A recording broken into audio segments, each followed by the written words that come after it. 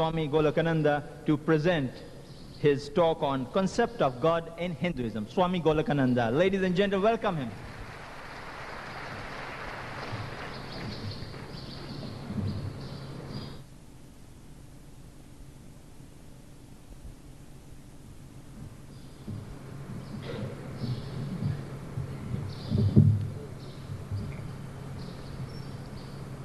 Respected Chairman of the meeting,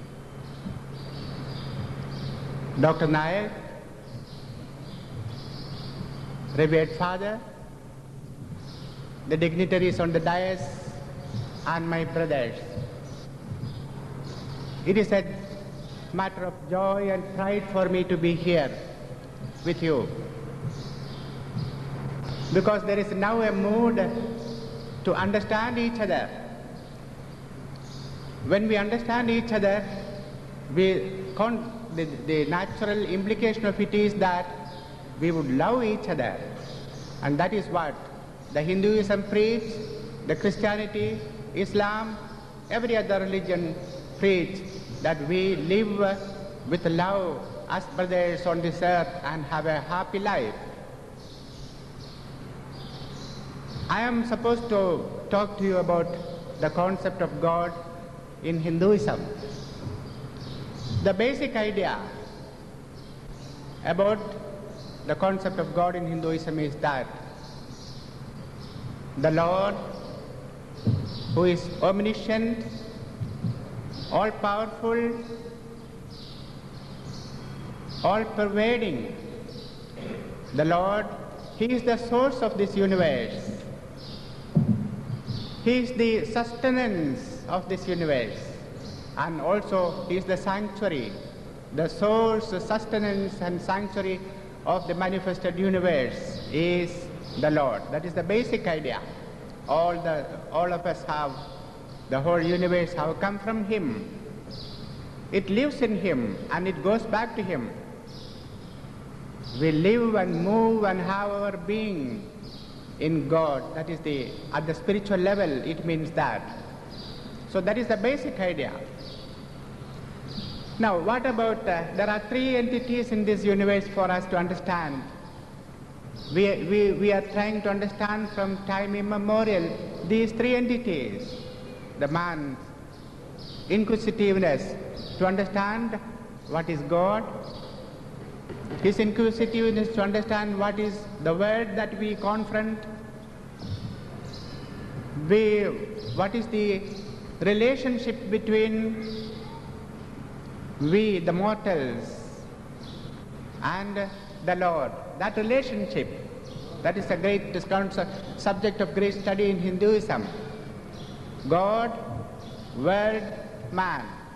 How do we understand? How are we related? These three things. How are these three things related to each other? That is a great subject in Hinduism to understand, of study. There are three types of philosophies in Hinduism. And all these three philosophies have their own approaches. But ultimately, I think all of them converge into one concept. Three philosophies in Hinduism is Advaita Vedanta, Advaita. The other is Vishishtadvaita. The other is Dvaita. Dvaita we understand. The Dvaita philosophy will tell us the Lord, the repository of all auspicious qualities, from whom the world has come into being.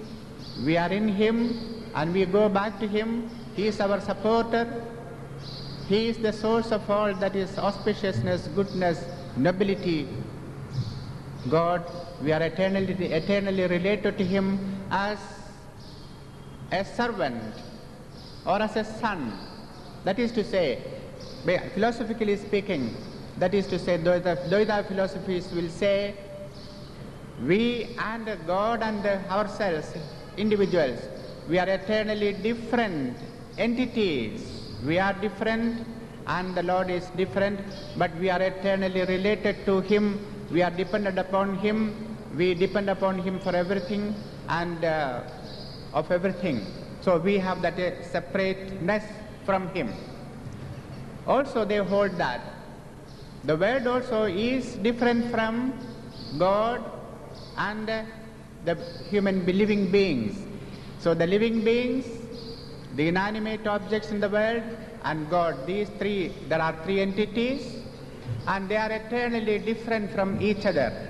That is the view held by the Dvaitins. The other school, Vishishtadvaitins, qualified monism, they say, no, we are not distinct, we are not separate, we are not completely, qualitatively we are not separate from him. We are distinct, true, but qualitatively we are not away from him, distinct from him. They give us an example.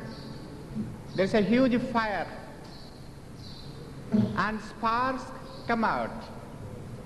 Qualitatively, the spark and the fire is the same, is the fire. The one is a huge fire, the other is only a particle.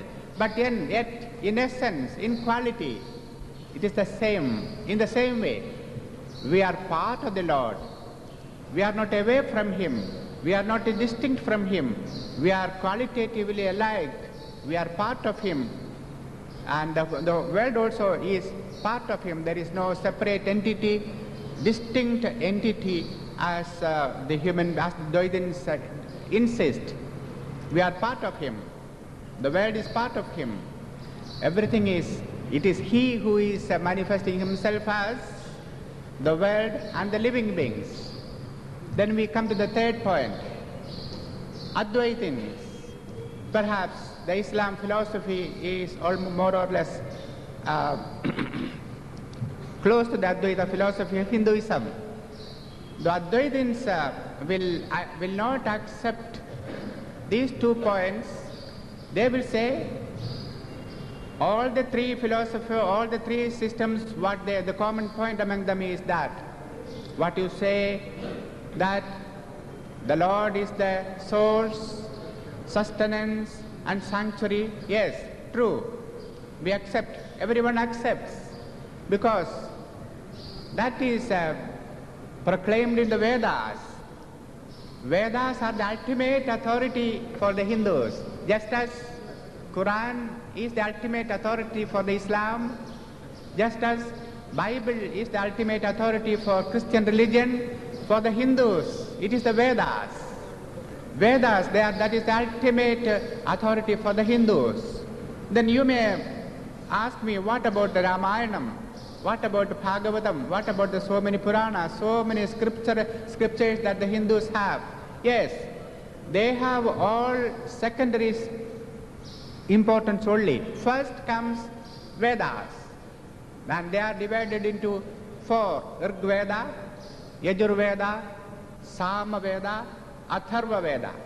Then comes, the next in importance comes Itihasas, because you would like to know what the inside of the Hindu philosophy and religion. That is why I am elaborating a little.